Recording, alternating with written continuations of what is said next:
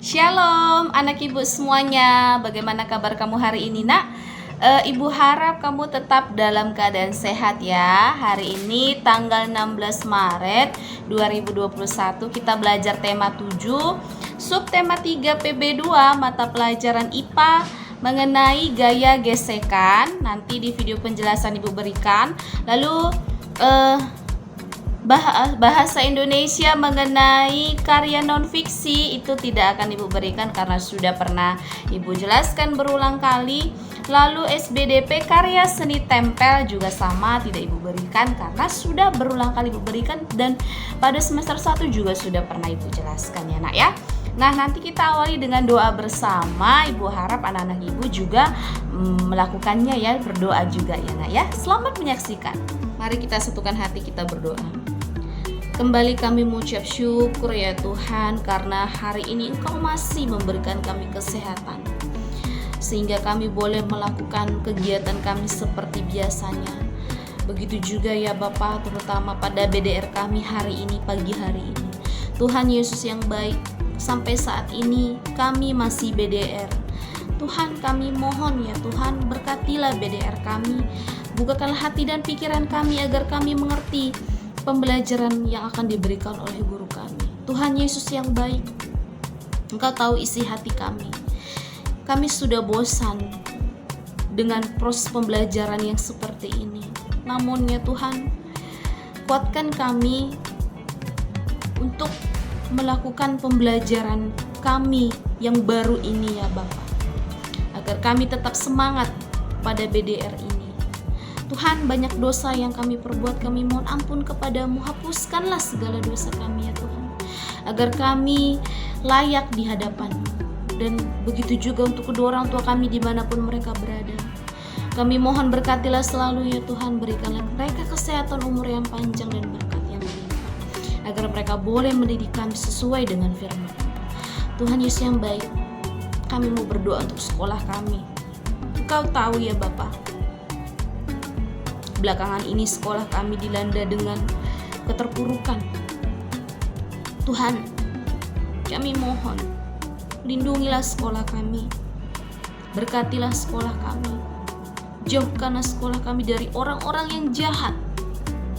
Jangan biarkan mereka merusak rumah kedua kami, di mana tempat kami mendapatkan ilmu ya Bapa, di mana tempat kami bercanda bersama dengan teman dan guru-guru kami. Tuhan Yesus, Tuhan, begitu juga mengenai pandemi ini, kami mohon ya Tuhan, segerakanlah, selesaikanlah pandemi ini, agar kami boleh melakukan pembelajaran di sekolah.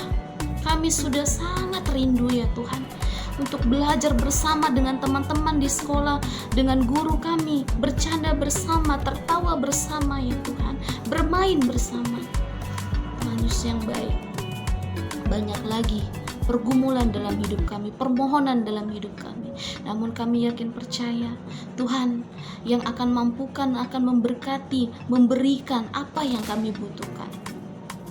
Tuhan Yesus yang baik, berikanlah kami kekuatan untuk menghadapi setiap pergumulan, setiap aktivitas yang kami lakukan. Sampai di sini doa anak-Mu ya Tuhan, kami mohon terimalah doa anak-Mu ya Bapa. Di dalam nama Tuhan Yesus Kristus kami berdoa dan mengucap syukur. Amin. Baik anak-anak ibu akan menjelaskan materi mengenai gaya gesek. Gaya gesek adalah gaya yang muncul karena ada dua permukaan yang saling bersentuhan. Biasanya gaya ini berlawanan dengan arah geraknya. Nah, maksudnya di sini nak, jadi sentuhan suatu benda dengan lintasannya akan membuat gesekan yang akhirnya membuat bendanya itu bergerak. Jadi untuk kamu pahami, besar atau kecilnya gaya gesek bergantung pada permukaan bendanya. Jadi semakin kasar permukaan benda, maka akan semakin besar gaya geseknya. Nah, itu terletak pada contoh gambar bagian B. Nah, selanjutnya jika permukaan bendanya halus, maka nilai gaya geseknya itu akan semakin kecil. Itu terlihat pada gambar bagian A. Nah, gaya gesek ini nak perlu kamu ketahui, ketika kita menggunakannya itu berpengaruh sekali dengan permukaan benda tersebut. Apakah permukaannya itu kasar atau halus? Seperti yang tadi Ibu jelaskan, kalau permukaannya itu kasar, maka tadi gaya geseknya itu akan semakin besar. Tapi kalau dia permukaannya halus, maka gaya geseknya itu akan semakin kecil. Itu terlihat pada gambar A dan B. Itu ya nak ya. Nah, selanjutnya jenis-jenis gaya gesek. Jenis-jenis gaya gesek ini yang pertama, gaya gesek statis. Nah, maksudnya gaya yang bekerja saat benda diam sampai saat benda akan bergerak. Nah, jadi selama benda tidak bergerak, gaya gesek statis ini akan sama dengan gaya yang ada pada bendanya. Itu maksudnya ada sebuah benda yang benda diam, jika diberikan gaya gesek, nah benda itu akan bergerak. Nah, supaya benda itu akan bergerak sesuai dengan sesuai dengan bagaimana besarnya gaya gesek itu. Apakah kalau bendanya itu besar dan permukaannya kasar, berarti gayanya itu akan semakin besar seperti yang Ibu jelaskan di awal. Nah, kita berikan contoh. Nah, itu ada seseorang yang mendorong suatu benda. Nah, jikalau tadi kalau bendanya itu tetap diam, tidak bergerak sama sekali, nah akibatnya apa? Akibatnya kemungkinan karena permukaannya kasar dan bendanya itu lebih besar dengan gaya yang diberikan oleh bapak tersebut. Nah, supaya bendanya itu bisa bergerak, berarti gaya yang diberikan bapak tersebut harus lebih besar lagi supaya benda tersebut bisa bergeser atau bergerak. Nah, selanjutnya gaya gesek kinetis. Maksudnya di sini gaya gesek yang bekerja pada benda yang bergerak. Nah, contohnya Ibu ambil itu pada pemain bola, dia menendang bola. Nah, bola akan terus meluncur dan akhirnya akan berhenti. Nah, gaya gesek kinetis inilah yang menyebabkan kecepatan bola akan semakin lama semakin berkurang, akhirnya dia akan berhenti. Nah, jadi jika benda diam dan hampir bergerak, gaya yang akan ada itu adalah gaya gesek statis. Nah, sedangkan saat benda sudah bergerak, gaya yang muncul itu adalah gaya gesek kinetis. Jadi harus kamu pahami kalau dia gaya gesek kinetis, bendanya itu sudah bergerak namun diberikan gaya lagi sehingga benda itu akan terus bergerak. Nah, namun kalau dia gaya statis, benda diam itu kita berikan gaya supaya benda itu akan mengalami pergerakan atau bergerak. Itu ya nak ya perbedaannya. Nah, selanjutnya manfaat dari gaya gesek berdasarkan kehidupan sehari-hari. Yang pertama, memungkinkan kita berjalan tanpa tergelincir. Yang kedua, membuat suatu benda yang bergerak bisa berhenti. Yang ketiga, menahan benda supaya tidak bergeser. Yang keempat, menghangatkan tubuh. Saat kita menggosokkan telapak tangan ke permukaan kulit, maka gesekan akan menimbulkan panas. Yang terakhir, membuat api bisa dari gesekan dua buah batu atau gesekan dari batang korek api. Itu manfaatnya yang kita gunakan dalam kehidupan kita sehari-hari. Nah, yang terakhir itu contoh yang pertama, contoh gaya gesek dalam kehidupan sehari-hari. Yang pertama, gaya gesek itu antara telapak kaki dan lantai saat jalan. Supaya apa? Supaya tidak tergelincir. Yang selanjutnya, gaya gesek antara ban motor dan aspal. Yang ketiga, gaya gesek antara penghapus dan kertas saat menghapus tulisan.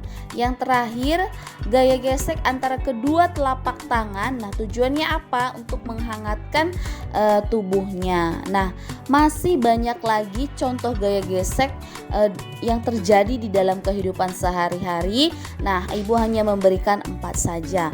Nah, selanjutnya Ibu memberikan video seseorang yang mengalami gaya gesek atau benda tersebut mengalami gaya gesek karena diberikan orang tersebut, sehingga terjadinya perpindahan atau benda itu akan terjadi bergerak karena diberikan gaya. Ibu harap kamu menyaksikannya dan dapat memahaminya.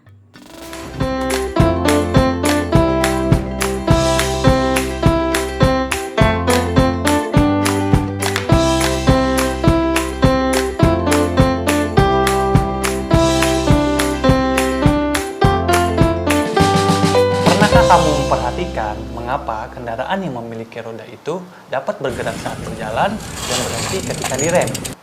Nah, ternyata hal ini terjadi karena adanya gaya tarikan atau dorongan yang terjadi pada roda dan jalan. Hal ini disebut dengan gaya gesek.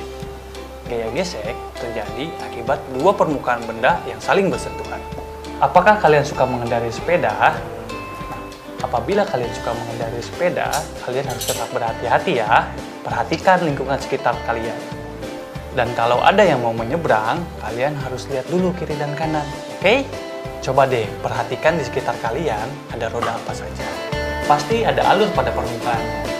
Alur permukaan ini fungsinya adalah untuk memperbesar gaya gesek yang dihasilkan. Teman-teman mau tahu nggak kapan roda ditemukan?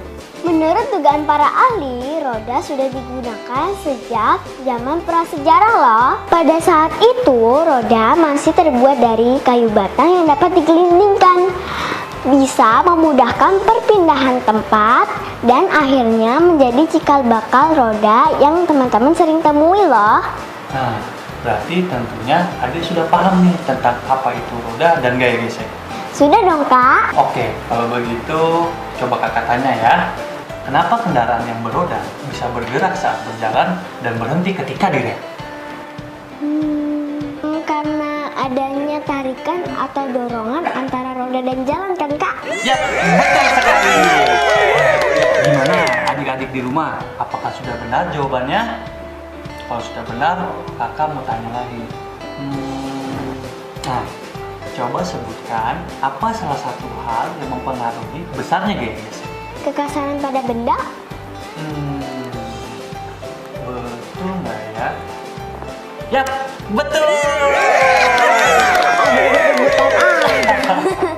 Oke deh, satu lagi. Apa yang mempengaruhi besarnya gaya gesek? Kalau itu ada masih ingat.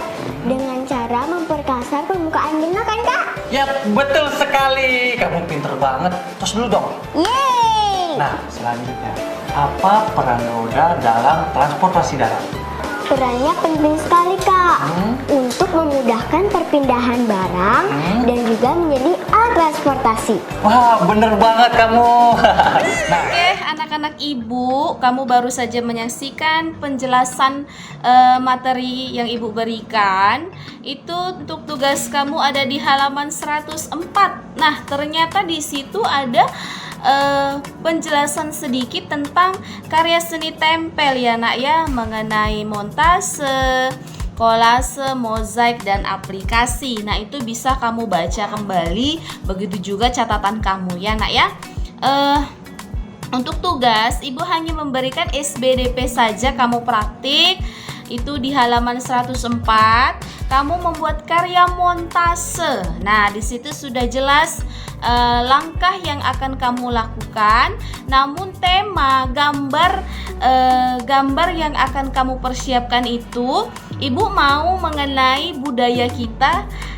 Yang mau difokuskan adalah pakaian daerah dari Sumatera Utara, bebas. Yang penting pakaian daerah Sumatera Utara.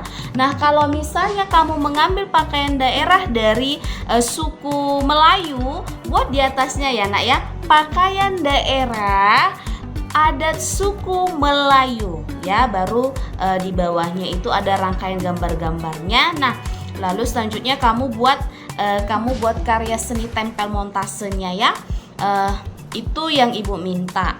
Dan Ibu harap mengenai karya seni montase kamu masih ingat karena ini terus berulang kali kita pelajari ya. Itu saja untuk tugas kamu dan Ibu harap kamu memahami pembelajaran kita hari ini dan memahami tugas kita hari ini. Jangan lupa diakhiri dengan doa bersama. Tetap sehat, tetap semangat, Tuhan Yesus memberkati. Shalom.